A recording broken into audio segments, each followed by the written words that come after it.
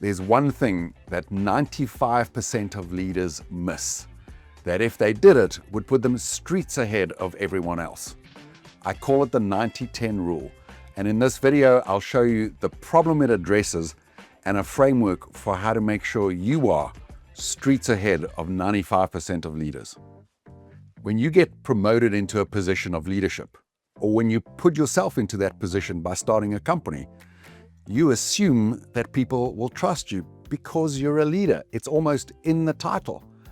Unfortunately, most people don't trust leaders because they've had a bad prior experience, or just because they're worried that you have a hidden agenda. And as a result, you're on the back foot, operating from a position of assumed trust, but in reality, you're struggling with a trust hole. The 90-10 rule speaks to how you can take into account this issue and avoid being put into a trust hole so that you don't have to spend months building trust when it can be done in just a couple of minutes. How do we do that?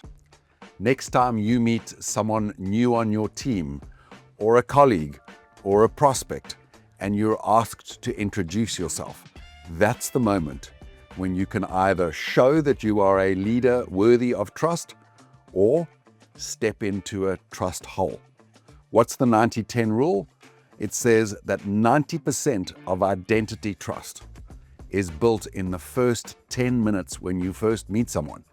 As the old saying goes, you never get a second chance to create a fantastic, high trust first impression. And if you blow that, the rule reverses. You will spend 90 days climbing out of a trust hole that you could have avoided in just 10 minutes. To avoid a trust hole, understand that people trust who you are, the question of character, and why you do what you do, the question of motive or purpose. And mostly when we introduce ourselves, we focus on our experience, our track record, the things that we think make us credible. And yes, they might, if and only if someone believes you. But their choice to believe you or not is based on their judgment of who you are and what drives you. So when you introduce yourself, follow this simple 3-sentence framework to not only bring your first impression to life, but to breathe trustworthiness into other people's judgment of you. An origin story is simply a very brief, ideally 3-sentence long story about who you are that you offer in response to that question. Tell me a little bit about yourself. It begins with sharing one sentence that summarizes your entire past, and it may speak to your credibility, but the purpose of it is to provide the context for the story of who you are. So it may be as simple as to say, I've had the benefit of 2 decades worth of experience in the technology industry. The more time you spend on this opening sentence, the less helpful it is, because it is the setup for what comes next. And we call that the poignant pivot. The moment when something happened to you, or you realized something that made you decide to do what you do today, whether that's accept a leadership position, start a new business, start a not-for-profit. It answers the question, why do you care about this? And why are you doing this? Whatever the this is, in this case, assuming a leadership position. It may sound something like, after spending 2 decades selling, I realized that as salespeople, we have a terrible reputation. And so I decided to do something about it, and I started Habits at Work, where today we help leaders and salespeople build high trust first impressions so they get to serve the people they really care about without spending months in a trust hole. There is a reason why you do what you do today, and that reason might be something that happened to you even when you were a kid, or it might be something that happened to you just before you took the position that you have today. By revealing what drives you, what happened to you, and why you do what you do, you answer the 2 key questions in the simple sounding middle sentence, which is, who are you? The question of character. And why do you do what you do? The question of motive. Finally, the third part, and when we bring it home, is not to share what we do or even how we do it, and certainly not our title. It doesn't serve you.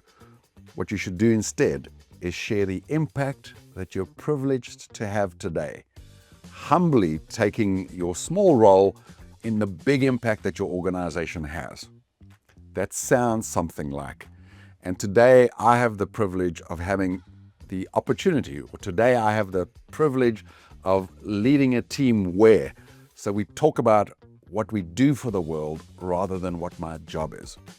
Putting it all together, there are 3 sentences or key parts to your origin story. Your credible past, which is brief, the poignant pivot, which should be emotional and inspiring, and finally, the inspiring present, which is a humble recognition of the impact that you have in the world, not what your role or title is. When you share your origin story in this particular way, it does more than impress people.